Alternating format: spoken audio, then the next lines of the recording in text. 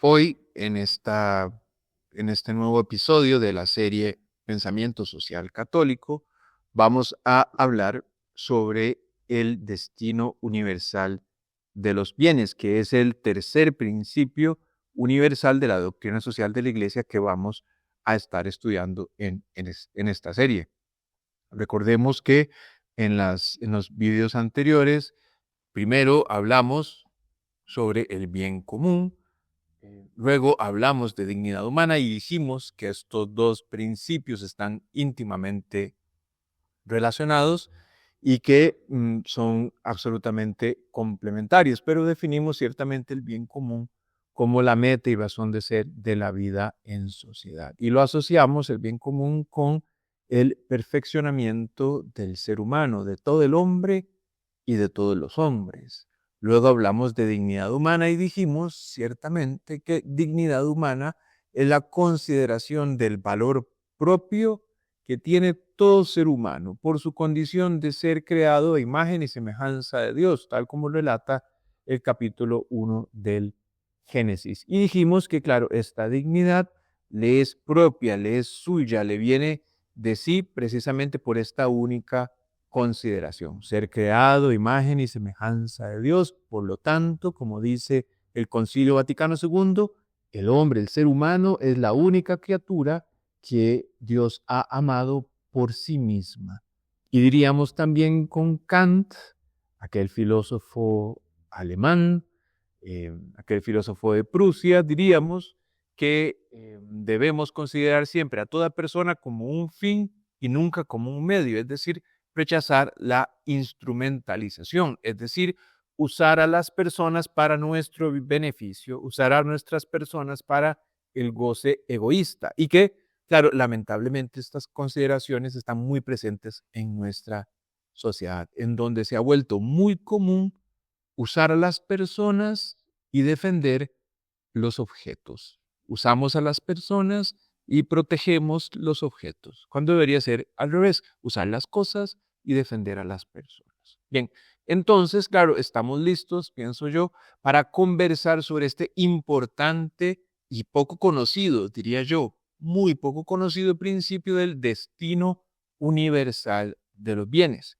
Y vamos a estudiar cómo precisamente este principio del destino universal de los bienes también tiene ciertamente un origen doctrinal, teológico en el libro del Génesis, porque precisamente en el primer capítulo del Génesis tenemos lo que se conoce como el hexámeron, ¿verdad? Es decir, la creación. Dios va creando el mundo, Dios Padre va creando las cosas por medio de su Hijo y las va creando, las distintas realidades las va creando por etapas. Dice el libro de Génesis que por días, que no necesariamente lo entendemos como días de 24 horas. Bien, entonces, claro, en el libro del Génesis se narra cómo Dios da la creación, da los ríos, los mares, el pasto, la hierba, las plantas, los árboles, los peces, los animales que andan sobre la tierra. Bueno, Dios da toda esta realidad al ser humano para que el ser humano la administre como un buen padre de familia, agregaríamos, y pueda hacer un buen dominio sobre ella, es decir, pueda hacer un buen señorío sobre ella. Bien, entonces este es un primer dato importantísimo. Dios da a todo el género humano, no a unos cuantos, no a unos pocos, sino que Dios da a todo el género humano la creación para su uso, su buen uso, su uso sabio, frugal, prudente, su uso apropiado. Dios da a todo el género humano la creación para que le dé un buen uso y para su disfrute. Pero finalmente, claro, finalmente, recordemos esto muy importante en el relato de la creación, al fin y al cabo todo, incluyendo el ser humano, tiene la misión de dar gloria a Dios, también la creación. Por lo tanto, el ser humano se constituye en un buen administrador, dijimos.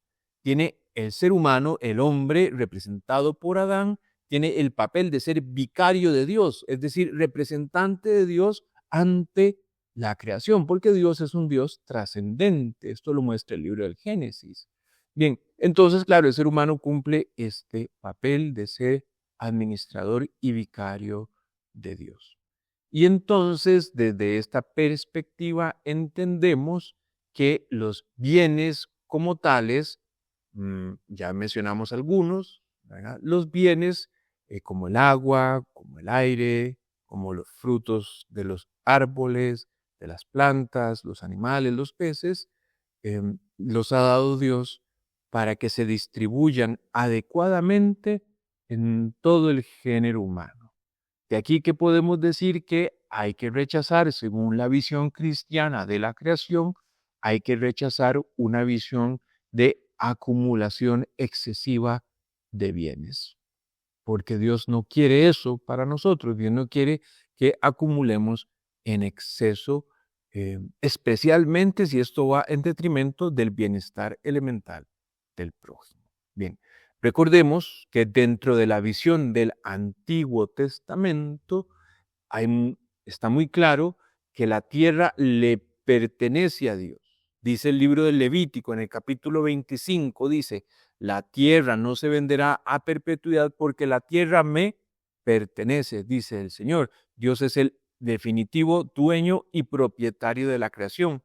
Bien, y también recordemos en la historia del pueblo de Israel, cómo, por ejemplo, cada 7 años había un perdón de deudas, cada 25 años había también perdón de deudas en lo que se conoce como los jubileos.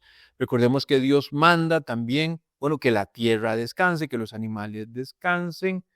Claro, Dios nos pide que entendamos y tratemos la creación como de su propiedad, porque Dios la da a todo el género humano como un padre providente.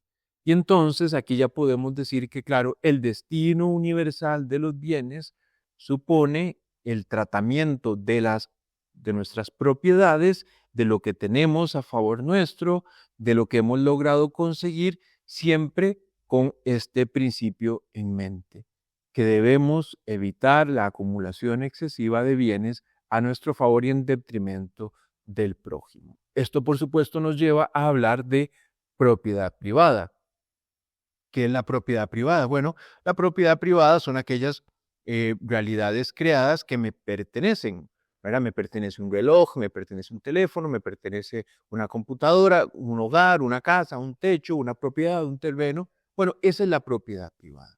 Pero la iglesia enseña que la propiedad privada es un derecho de segundo orden, es decir, la propiedad privada es necesaria para el buen desarrollo del ser humano. Y aquí se opone entonces el pensamiento social de la iglesia, por ejemplo, a los colectivismos, como el marxismo, que propone que la sociedad, la propiedad privada esté socializada, según ellos, que en realidad lo que sucede es que está en manos del Estado, queda en manos del Estado. Por eso decía Juan Pablo II que el marxismo es en realidad un capitalismo de Estado, porque no es que haya una verdadera socialización de los bienes creados, sino que estos quedan en manos del Estado. Por eso muy agudamente dice que el marxismo es en realidad un capitalismo de Estado. Entonces, claro, nosotros no estamos a favor de esta visión colectivista, de este capitalismo de Estado que es el marxismo o los socialismos, en un sentido más amplio, porque consideramos, sí, en efecto, que la propiedad privada tiene un valor, pero la propiedad privada tiene una importancia relativa, no es una importancia definitiva, porque la propiedad privada debe estar sujeta al principio del destino universal de los bienes. La propiedad privada, por tanto, que cumple una función social relevante, tiene un valor de segundo orden, es decir, subordinada al principio del destino universal de los bienes. Dice el compendio de la doctrina social de la Iglesia, dice lo siguiente con respecto a esto. Dice, la propiedad privada, numeral 177. La propiedad privada, en efecto, cualquiera que sean las formas concretas de los regímenes y de las normas jurídicas a ellas relativas, es en su esencia solo un instrumento, muy importante, la propiedad privada es solo un instrumento para el respeto del principio del destino universal de los bienes y por tanto, en último análisis, un medio y no un fin. Muy importante, la propiedad privada no es un fin sino que es un medio. El destino definitivo es el destino universal de los bienes, porque como dice este mismo compendio de doctrina social de la Iglesia en el numeral 177 dice, la tradición cristiana y también la del pueblo de Israel nunca ha aceptado el derecho a la propiedad privada como absoluto e intocable. Bien, entonces, claro, sobre esta realidad del destino universal de los bienes, podemos decir que ciertamente debería ser nuestra prioridad buscar las maneras de cada uno de nosotros, según nuestras posibilidades, darle un uso social a las pertenencias que tenemos, buscar las maneras para hacer de nuestros bienes también que sirvan para el disfrute y beneficio del prójimo. En estos tiempos en los que la formación, la capacidad intelectual, los conocimientos adquiridos han adquirido tanta relevancia, el destino universal de los bienes también adquiere nuevas formas, porque no solo se trata, tal vez como era hace 200 años, sobre la importancia de la tierra, que es fundamental, ¿verdad? Tener acceso a la tierra es una cuestión indispensable, pero también se trata de compartir, porque el destino universal de los bienes trata sobre compartir lo que tenemos, ser solidarios con el prójimo, promover la caridad social, promover el atender las necesidades del prójimo. Entonces, claro, también es un bien y yo puedo darle un uso universal a los criterios, a los conocimientos, a las ideas, a la formación que yo tengo. Entonces, por ejemplo, si yo soy capaz, no sé, en las matemáticas o en los idiomas o en la gestión empresarial, yo también puedo tener una actitud y disposición de compartir con generosidad esos bienes que Dios me ha dado. Porque al fin y al cabo, ¿qué es del hombre que no le haya sido dado por Dios? Todo lo que el ser humano tiene le ha sido dado por Dios. Su misma vida, su misma existencia, este día, nos lo ha regalado Dios. El cielo que nos cubre, la lluvia que nos moja, todo esto nos lo ha dado Dios para nuestro uso y para compartir, porque Dios, que es Padre, quiere que sus hijos sean muy buenos hermanos entre sí, sean muy solidarios entre sí. Quiere que sus hijos se quieran mucho y quererse mucho en las realidades temporales se llama también destino universal de los bienes. Porque como decía Juan Pablo II, sobre la propiedad privada, y esta es una muy buena frase, sobre la propiedad privada pesa una hipoteca social. Esto significa ciertamente que a nivel de nuestra sociedad deberíamos buscar las herramientas legales para que se pueda poner por obra este destino universal de los bienes. Pero también en nuestra realidad, como decía, podemos buscar las maneras para compartir generosamente lo que Dios nos ha dado, porque la meta del ser humano no es la riqueza. Dios no nos ha puesto en este mundo para acumular riquezas de manera desordenada. Recordemos, por ejemplo, el caso del Evangelio, el ejemplo del Evangelio, en donde el hombre que tiene unas cosechas muy buenas, muy abundantes, dice, bueno, se sienta sobre sus cosechas y dice, voy a expandir estos graneros, voy a hacer crecer estos graneros y así tendré para muchos años y me daré una muy buena vida. Y Dios le dice, necio, ¿para quién va a ser todo eso que has acumulado? Esta misma noche te pedirán el alma. Bien. Entonces, claro, de alguna forma, cuando nosotros queremos acumular en exceso, lo que estamos demostrando es una falta de confianza en la providencia divina, en que Dios es un Padre que cuida amorosamente de las aves del campo, de los animales del campo, que cuida amorosamente de lo que hoy está y mañana ya no está, y que con más razón, por supuesto, cuidará del ser humano, que es el culmen de la creación. Bien, entonces, claro, estas son algunas reflexiones elementales sobre este destino universal de los bienes. Ojalá que podamos nosotros buscar las maneras de implementarlo. Juan el Bautista, por ejemplo, cuando a Juan el Bautista le preguntaban decía, bueno, el que tenga 2 túnicas, que regale una, ¿verdad? El que le pidan caminar 1 milla, bueno, que camine 2, ¿no? Claro, si nosotros tenemos, por ejemplo, bienes que no utilizamos, esos bienes son del prójimo.